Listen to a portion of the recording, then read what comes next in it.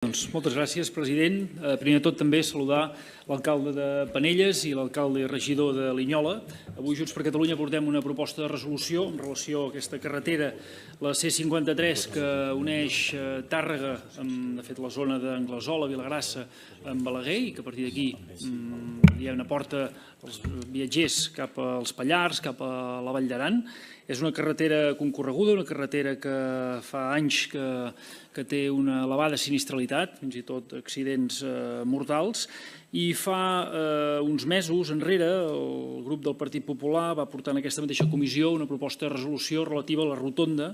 per la carretera que uneix els municipis de Castellserà a Ivars d'Urgell, que és evidentment necessària i que cal accelerar-la al màxim possible, i per això nosaltres hi vam fer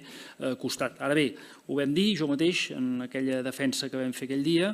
que presentaríem properament, i avui aquí som, una proposta de resolució també reclamant la rotonda per la carretera que travessa aquesta C53 i que uneix Penelles amb Linyola i cap a Mollerussa, perquè de fet, si bé la carretera de Castellserà agafa el trànsit de Gramunt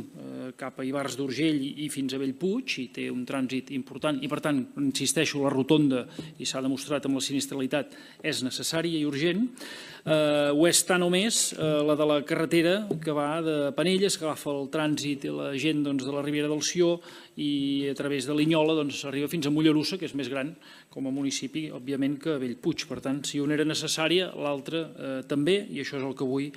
reclamem aquí. Volem pensar que no té res a veure que Castellserà i Ivars d'Urgell estan governats per un determinat grup polític i, en canvi, Penelles i Linyola són municipis amb alcaldia i govern de Junts per Catalunya. La proposta de resolució no només reclama aquesta rotonda, sinó que en un segon punt també el que demanem és que s'arreglin tota la resta de punts crítics, de punts negres viaris, com són el creuament dels nuclis de Tornabous, el Tarròs, la Foliola, Boldú, també Bellcaire, i els trencants que hi ha, els desviaments cap als municipis de Bellmunt d'Urgell i de la Ràpita. Per tant, demanem a la resta de grups parlamentaris que, sisplau, tinguin per bé de votar favorablement aquesta proposta de resolució i poder resoldre així d'una vegada per totes aquest problema que fa anys que tenim sobre la taula, que és la necessitat d'aquesta rotonda a la carretera de Penelles a Linyola en el seu creuament a la C53. Moltes gràcies.